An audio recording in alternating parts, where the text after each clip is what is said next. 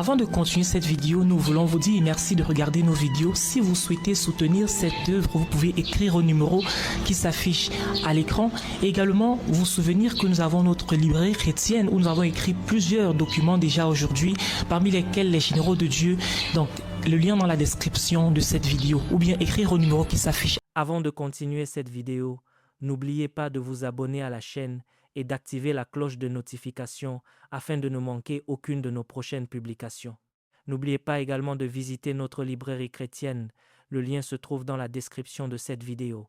Que Dieu vous bénisse abondamment et bon visionnage.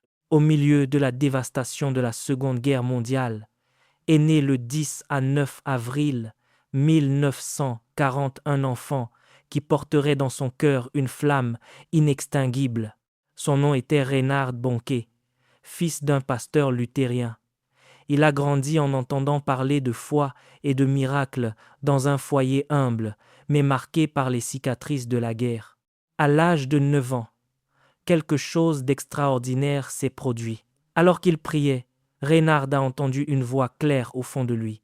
Si nette qu'il n'a jamais pu l'oublier, tu seras missionnaire en Afrique. Ce n'était qu'un enfant, mais il portait déjà en lui une conviction inébranlable que cet appel venait de Dieu lui-même. Depuis son plus jeune âge, il s'était habitué à écouter des histoires de missionnaires qui voyageaient vers des contrées lointaines, affrontant les dangers et s'en remettant aux miracles pour survivre. Reinhard ne faisait pas qu'écouter ces récits, il rêvait d'être à leur place. L'Afrique est devenue une vision constante dans son cœur, bien qu'il ne connaisse rien d'autre que les terres froides et marquées par la guerre de son Allemagne natale. On dit que, dès son plus jeune âge, il n'avait pas peur de parler de Jésus à l'école. Parmi ses camarades, et même avec les professeurs, il osait proclamer la foi qu'il portait en lui. C'était comme si la voix qu'il avait appelée résonnait en lui tous les jours, façonnant son destin et préparant le terrain pour quelque chose de bien plus grand que ce qu'il pouvait imaginer. C'est ainsi que commençait le voyage d'un enfant ordinaire, mais doté d'un appel extraordinaire, porter la flamme de l'Évangile jusqu'aux confins de l'Afrique. L'appel brûlait intensément dans le cœur de Reinhard Bonnke, mais il devait encore se préparer. À l'adolescence, il décida d'obéir à la voix qu'il avait entendue dans son enfance et rejoignit un séminaire missionnaire au pays de Galles. Là-bas, à Swansea, il se plongea dans les études bibliques, apprenant la théologie, les missions et surtout l'action du Saint-Esprit. C'est durant cette période que Reinhard expérimenta ce qui allait changer sa vie pour toujours, le baptême du Saint-Esprit. Lors d'une simple réunion de prière, il raconta avoir été saisi par une flamme intérieure qui lui donna de l'audace et une passion incontrôlable pour les âmes perdues. Il ne cherchait pas seulement le savoir, mais la puissance nécessaire pour accomplir la mission que Dieu lui avait confiée. Peu de temps après, il épousa Annie, la femme qui allait devenir sa fidèle compagne dans toutes les batailles ministérielles. Unis par le même objectif, ils quittèrent l'Allemagne et s'embarquèrent pour le continent africain alors inconnu. Leur premier terrain missionnaire fut le Lesotho, une petite nation enclavée en Afrique du Sud. Là, Bonnke fut confronté à la dure réalité du travail missionnaire, des villages pauvres, des cultures différentes et une langue totalement nouvelle. Il prêchait dans de petites réunions, souvent devant seulement quelques personnes, et les fruits semblaient bien maigres. Mais Bonnke avait une certitude, la prière était la clé. Il passait des heures à réclamer le mouvement de Dieu, demandant au Saint-Esprit de se manifester. Beaucoup auraient abandonné face aux difficultés, mais lui persévéra, croyant que la semence plantée dans les larmes donnerait des fruits en abondance. On dit qu'à cette époque, il avait déjà des visions nocturnes où des multitudes d'Africains se rassemblaient devant lui, levant les mains vers le ciel et étant touchés par Dieu. C'était comme si le futur était déjà écrit, même si le présent paraissait si dérisoire. Le missionnaire qui prêchait à des dizaines de personnes allait bientôt prêcher à des millions. Les premières années au Lesotho furent faites d'apprentissage et de larmes. Reinhard prêchait avec ferveur, mais voyait peu de résultats. Cependant, au milieu de cette période d'apparente stérilité, une expérience surnaturelle changea le cours de sa vie. Dans ces moments de prière, il commença à entendre une phrase qui résonnait en lui comme un écho divin. L'Afrique sera sauvée. Ce n'était ni une idée courante, ni une inspiration passagère. C'était un appel prophétique. Bonk ne fit pas que l'entendre. Il la vit dans des visions. Des multitudes innombrables d'Africains accourant vers le Christ, les bras levés comme des vagues humaines répondant à l'Évangile. L'impact fut si grand qu'il ne pouvait plus penser à autre chose. C'était comme si le ciel lui-même avait signé un décret sur sa vie. Et cette déclaration, l'Afrique sera sauvée, allait devenir l'étendard de toute sa mission. Avec le temps, elle serait connue sur tout le continent. Porté par cette vision, Bonnke décida d'élargir son ministère. Il laissa derrière lui les petites réunions et commença à organiser des campagnes sous de grandes tentes. Au début, la plus grande d'entre elles pouvait abriter 10 000 personnes, ce qui semblait inimaginable pour un missionnaire qui prêchait peu avant à des groupes restreints. Mais Dieu avait des projets encore plus grands. On raconte que lors de l'une de ces campagnes, une tempête détruisit complètement sa tente, ruinant des mois de préparation. Face à la tragédie, au lieu de désespérer, Bonk proclama avec courage « Les tentes ne nous retiendront plus. À partir de maintenant, nous prêcherons en plein air. » Cette décision ouvrit la voie à des rassemblements monumentaux où des multitudes si grandes qu'aucune bâche ne pouvait les contenir commencèrent à se réunir. Ce n'était que le début d'un mouvement qui allait secouer des nations entières.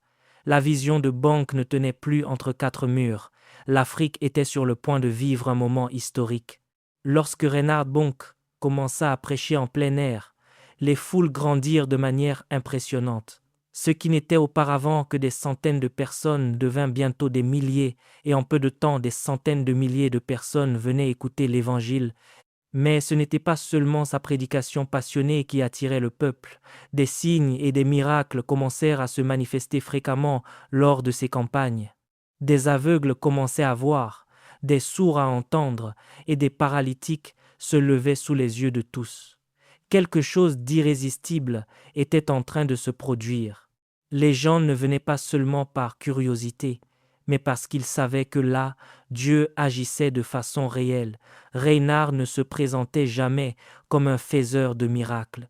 Au contraire, il laissait clairement entendre que celui qui guérissait et sauvait, c'était Jésus, pas lui. Son mot d'ordre était l'évangile simple prêché avec puissance. Lors de l'une de ses campagnes en Afrique du Sud, on raconte qu'une petite fille aveugle de naissance retrouva la vue pendant la prière. Le témoignage se répandit comme une traînée de poudre, et les nuits suivantes, la foule doubla. Beaucoup venaient de villages lointains, marchant pendant des heures, juste pour entendre le message et peut-être recevoir un miracle. Pour Bonnke, les miracles n'étaient pas une fin, mais un moyen, et chaque guérison, chaque délivrance, chaque manifestation de la puissance de Dieu était une flèche pointée vers la croix du Christ. C'était cette conviction qui embrasait encore plus son audace. Il ne fallut pas longtemps pour que sa voix commence à franchir les frontières du Lesotho et de l'Afrique du Sud. Les nouvelles couraient vite. Il y avait un missionnaire allemand qui prêchait sur les places et dans les stades, et le Saint-Esprit agissait de forme extraordinaire.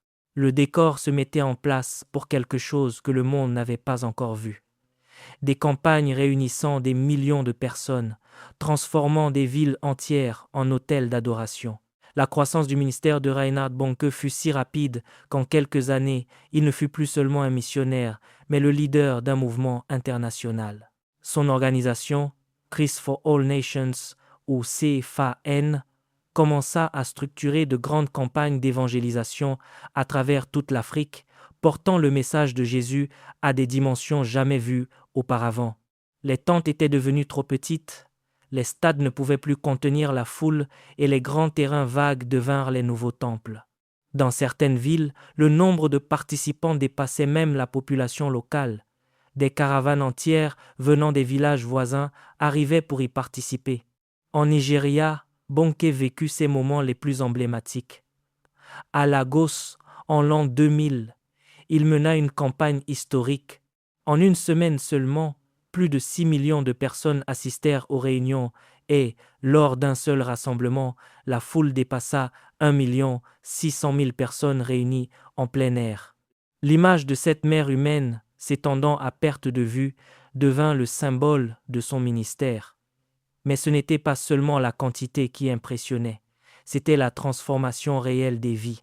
À chaque campagne, des milliers de personnes remplissaient des fiches de décision, déclarant publiquement leur engagement envers le Christ.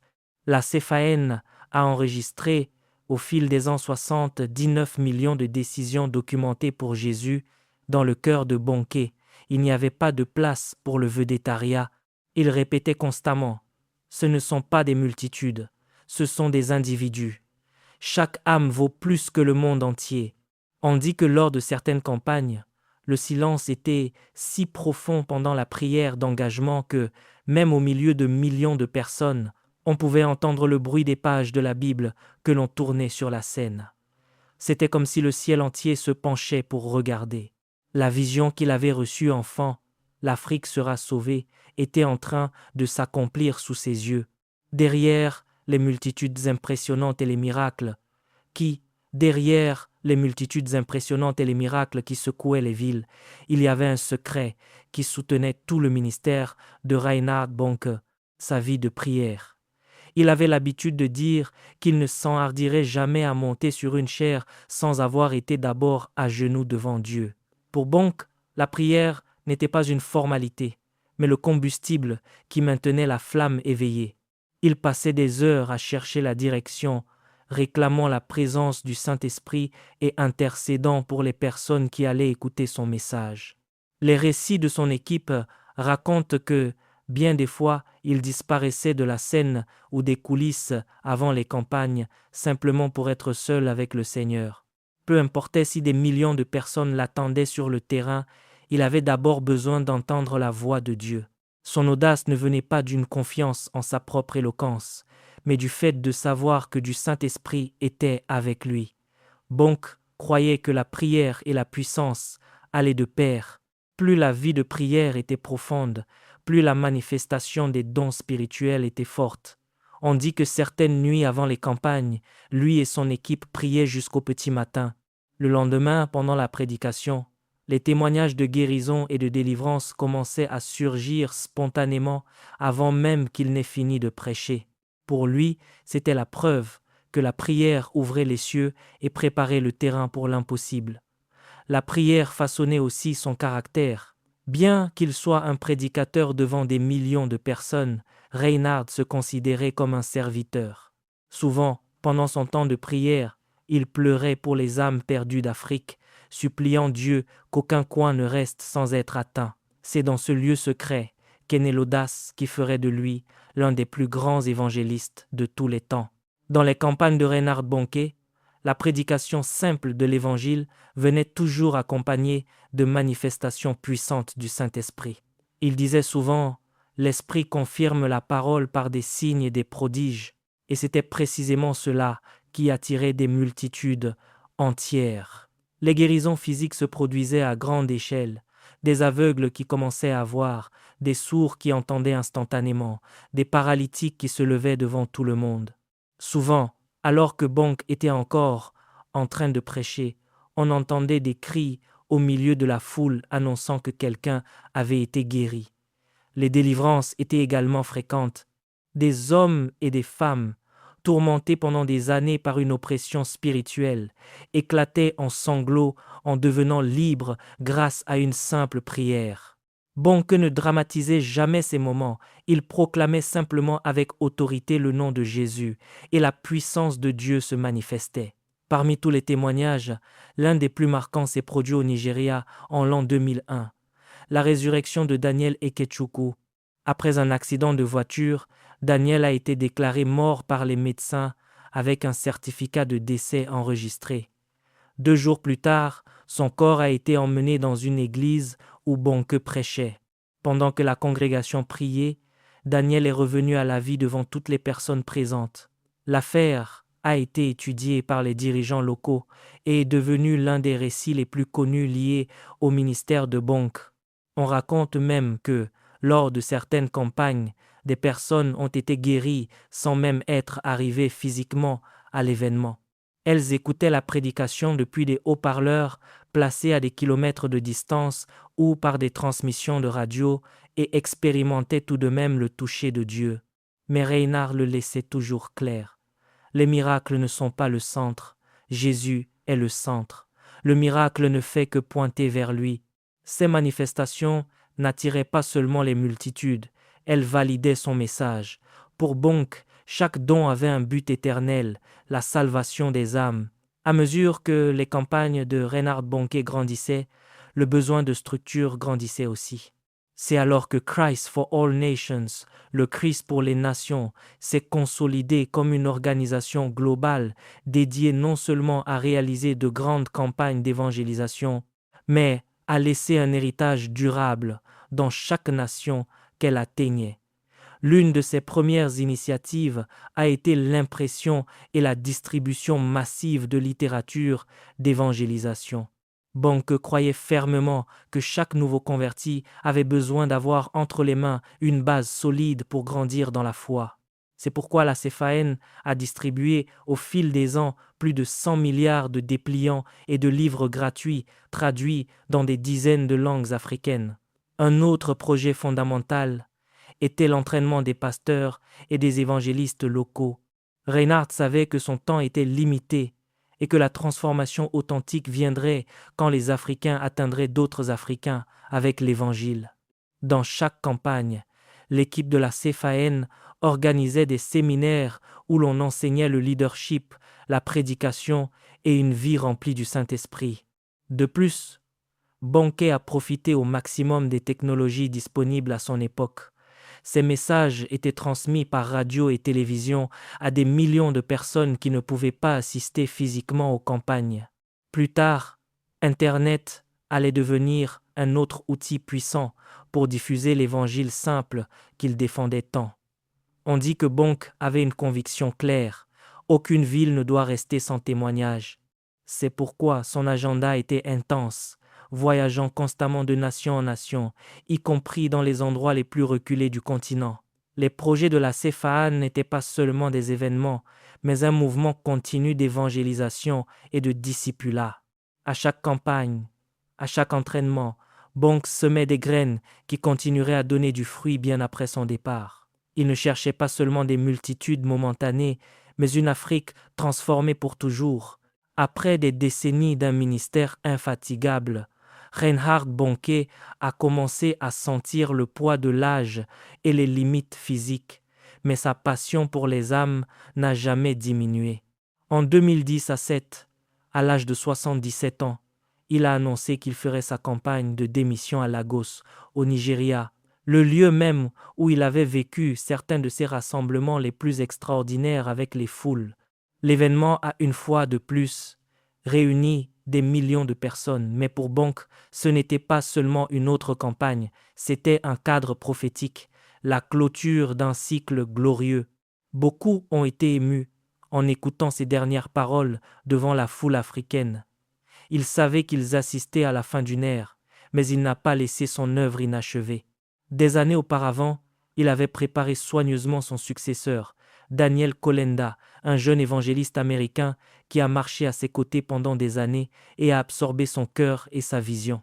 Kolenda a assumé la direction de Christ for All Nations, garantissant que la vision prophétique continue, l'Afrique sera sauvée. Et même retiré des grandes campagnes, Bonnke est resté actif pendant un temps. Il écrivait des livres, enregistrait des messages et surtout encourageait une nouvelle génération d'évangélistes. Il avait l'habitude de dire « l'appel de Dieu ne part pas à la retraite ». Et bien qu'il ne soit plus sur les scènes, son cœur continuait à brûler pour l'Évangile. Dans ces dernières années, il répétait une phrase qui est devenue le résumé de sa vie. « Prêchez Jésus, seulement Jésus, il est le centre de tout ». Le 7 décembre 2010 à 9, Reinhard Bonnke est parti de ce monde à l'âge de 79 ans. Sa mort a été ressentie dans toute l'Afrique et en même temps célébrée comme le départ d'un véritable général de la foi vers l'éternité. Les multitudes qu'il a atteintes n'ont pas seulement rempli les terrains et les places, elles ont rempli le ciel. Reinhard Bonnke est parti, mais son impact continue de résonner dans les cœurs de millions de personnes. Son nom est resté marqué comme l'apôtre de l'Afrique, mais sa vision allait bien au-delà d'un continent. Bonnke rêvait du monde entier aux pieds de Jésus. À travers Christ for All Nations, le mouvement, qui a commencé avec une vision d'enfant et une foi inébranlable, s'est transformé en l'une des plus grandes œuvres d'évangélisation de l'histoire. Des millions de vies transformées, d'innombrables témoignages de guérison, de délivrance et surtout de décision consciente pour le Christ.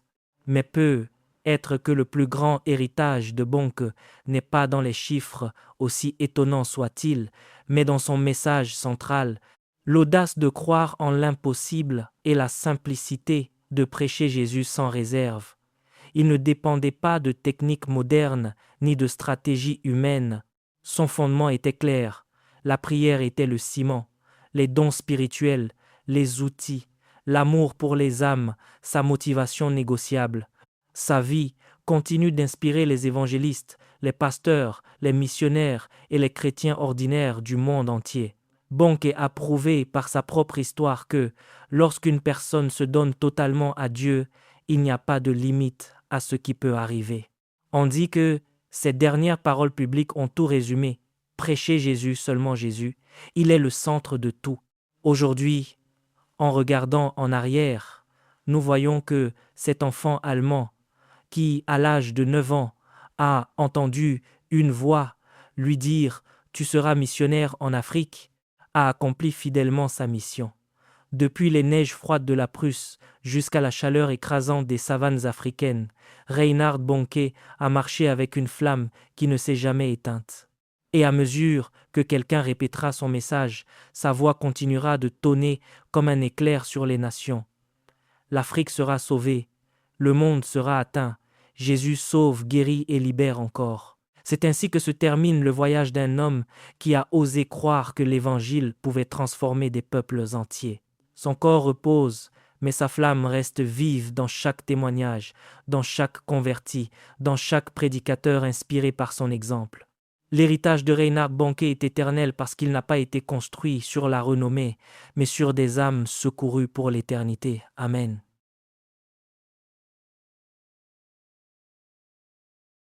Merci d'avoir regardé cette vidéo. N'oubliez pas de télécharger notre livre Les Généraux de Dieu pour davantage connaître l'histoire de ces généraux de Dieu. C'est plus de 100 histoires inspirantes, 25 biographies à l'intérieur. Que Dieu vous bénisse abondamment.